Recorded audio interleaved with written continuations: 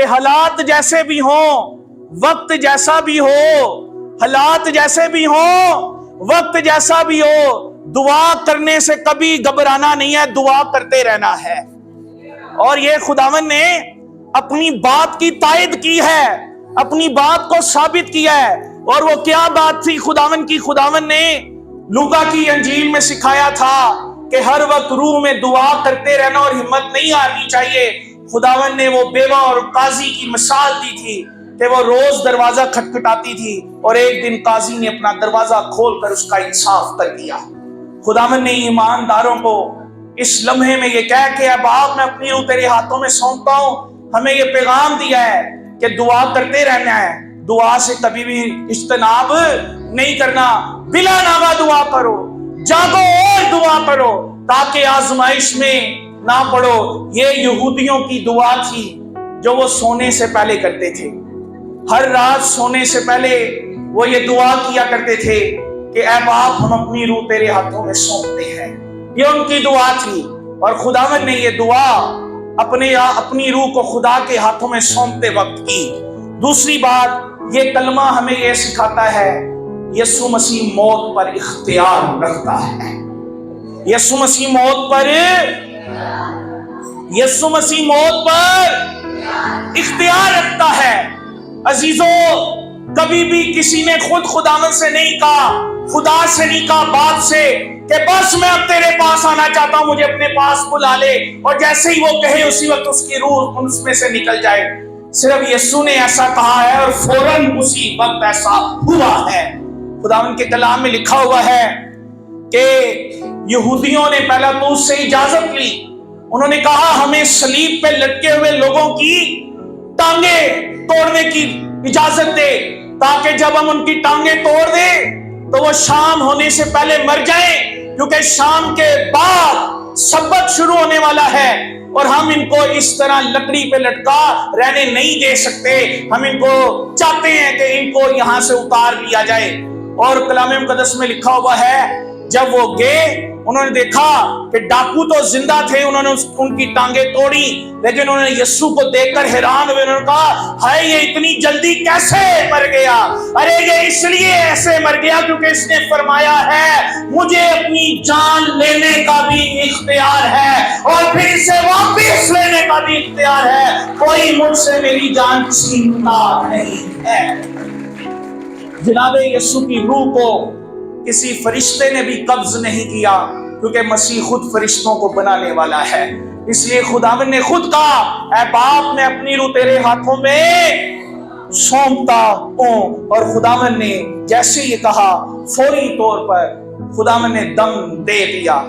یہ کلمہ ہمیں یہ بھی سکھاتا ہے حالات جیسے بھی ہوں آپ اپنی کوشش اور اپنا سب کچھ خدا کے ہاتھوں میں سپرد کر دیں، اس کے فیصلے پر چھوڑ دیں، اس کے حکم کے سامنے سر جھکا لیں۔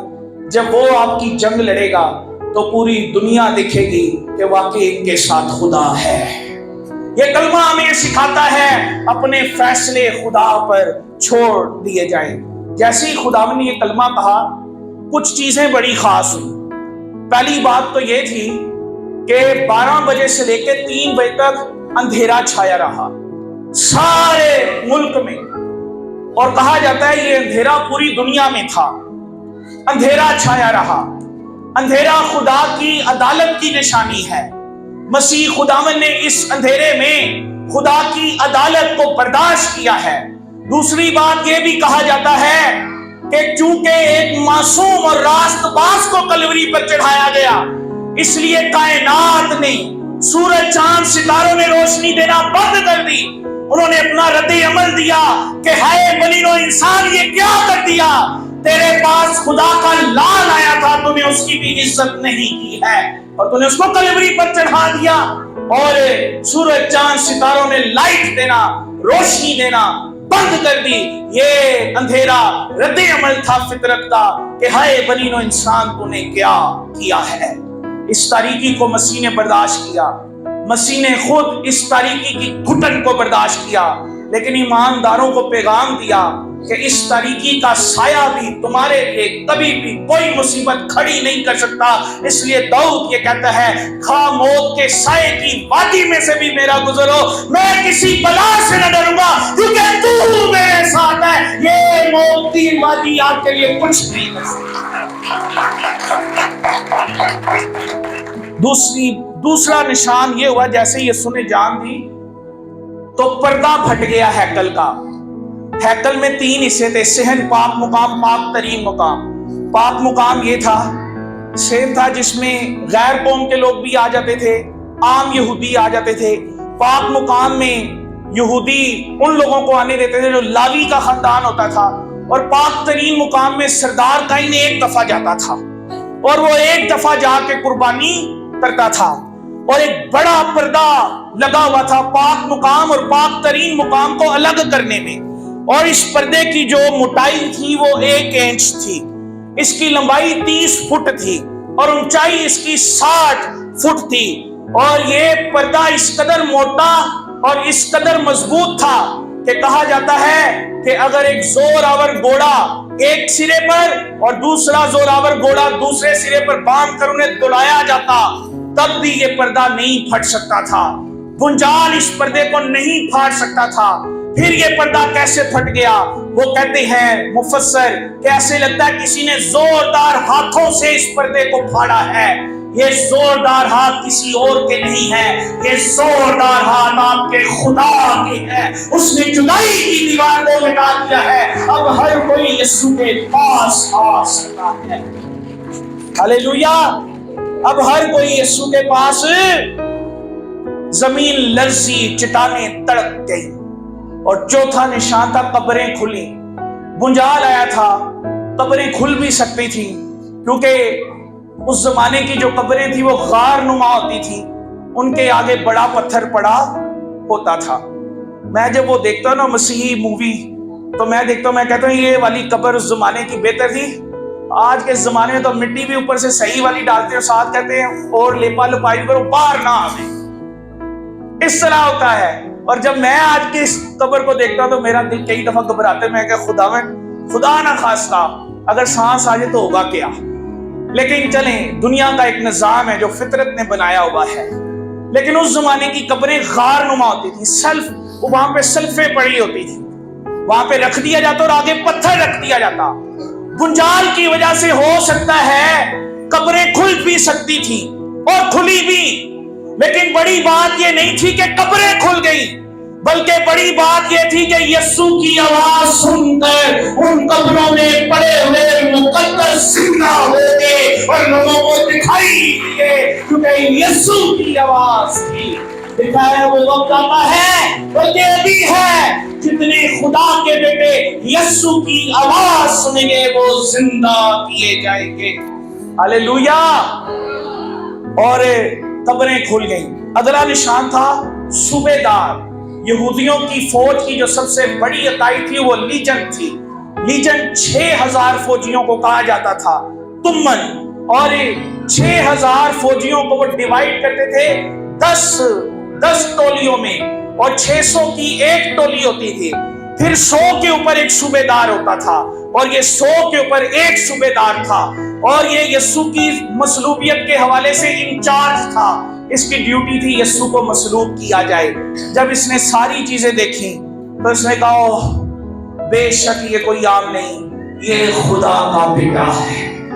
کیا کہتا ہے؟ بے شک یہ عام نہیں، یہ خدا کا بیٹا ہے. خدا اس میں رہتا ہے اور یہ خدا میں سے نکلا اور آیا ہے. یقیناً وہی خدا کا بیٹا ہے. وہ ازلی اور ابدی، لافانی اور لاسانی ہے. وہ ہمارے گناہوں کی رہائی ہے. وہ ہمیں زندگی کا پانی پلاتا ہے. ایک روز ایسا آئے گا جب صرف ایک شخص نہیں، جب صرف ایک قوم نہیں، بلکہ بائبل فرماتی ہے خواہ آسمانیوں کا ہو خواہ زمینیوں کا ہو، گھٹنا یسوع کے آگے جھک جاتا ہے کیونکہ وہی خدا کا بیٹا ہے. ہاللیلویا. شام 6 ہونے سے پہلے یوسف ارمتیہ نے اور نیکودیمس نے یسوع کی لاش کو لے لیا. اور انہوں نے عزت اور احترام کے ساتھ خداوند کی تجہیز اور تکفین کا بندوبست کیا، پھر تدفین کی۔ کہا ہی جاتا ہے علماء کے مطابق کہ ارمتیا کا رہنے والا یوسف جو ہے یہ امیر آدمی تھا، اس کی حکومت تک رسائی تھی، اس نے خداوند کے بدن کو لے لیا۔ اور نیکودیمس چونکہ شرعی آدمی تھا، وہ مذہبی اسکالر تھا، اس نے خداوند کی تدفین کی، مذہبی رسومات ادا کی، عام فہم معنی میں یعنی اس نے جنازے کی رسم کو ادا کیا، اور انہوں نے خداوند یسوع کو عزت احترام کے ساتھ قبر میں رکھا۔ عام طور پہ جنہیں صلیب دیا جاتا تھا انہیں قبر نہیں دی جاتی تھی، لیکن یسوع ناصری کو قبر میں رکھا گیا۔ لیکن بڑے فخر کی بات ہے، صرف قبر میں رکھا گیا، قبر خالی یسوع نے کر دی ہے۔ ہاللیلویہ۔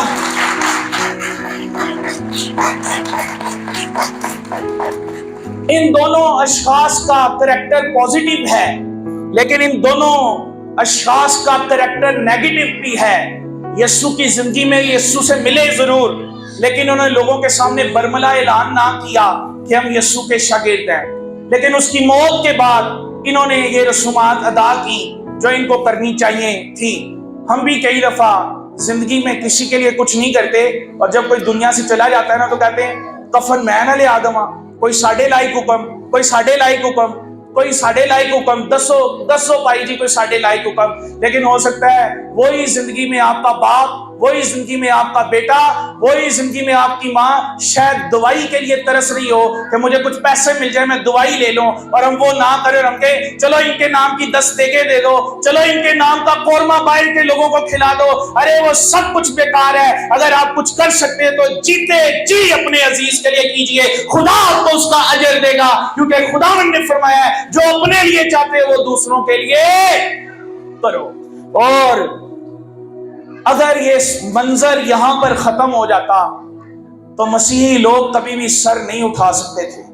اگر گڈ فرائیڈے کے دن ہی یہیں پر انجیل ختم ہو جاتی کہ اسے قبر میں رکھ دیا گیا اور اس کے بعد کچھ نہ ہوتا، لیکن میرے عزیز بہنوں اور بھائیوں، خدا کا شکر ہو، اتوار آ رہا ہے، سنڈے از کمنگ، اتوار آ رہا ہے، وہ دن جب صبح سویرے پتھر لڑک جائے گا، وہ دن جب صبح سویرے خداوند یسوع ناصری مردوں میں سے زندہ ہوگا، مایوسی جاتی رہے گی اور ہر طرف خوشی کا سما ہوگا۔ اور وہ شاگرد جو ڈر کے ہمارا استاد کہاں ہے، استاد ان کو ان کے بیچ میں مل کر کہے گا تمہاری سلامتی ہو، آؤ میرے زخم دیکھ لو، میں وہی ہوں جسے ان لوگوں نے چھید ڈالا، جسے ان لوگوں نے مرا ہوا سمجھا، خدا کا ستایا ہوا، خدا کا مارا ٹوٹا سمجھا، لیکن میں زندہ ہو گیا ہوں، اور دیکھو میں زندہ ہوں اور ابوالآباد زندہ رہوں گا۔ موت اور عالم ارواح کی کنجیاں میرے پاس ہے۔ ہاللیلویہ۔ دین مسیحیت کے پیروکاروں آؤ اپنے قدموں پر کھڑے ہوتے ہیں، جناب مسیح کا شکر کیجئے جو مردوں میں سے زندہ ہوا ہے، جس نے ہمیں اپنے صلیبی کلمات کے وسیلہ سے خوبصورت پیغام دیا ہے، جس نے ہمیں سکھایا ہے کہ وہ ہمارے دکھوں کا مداوا ہے، جس نے ہمیں سکھایا ہے وہ زندگی کا پانی ہے۔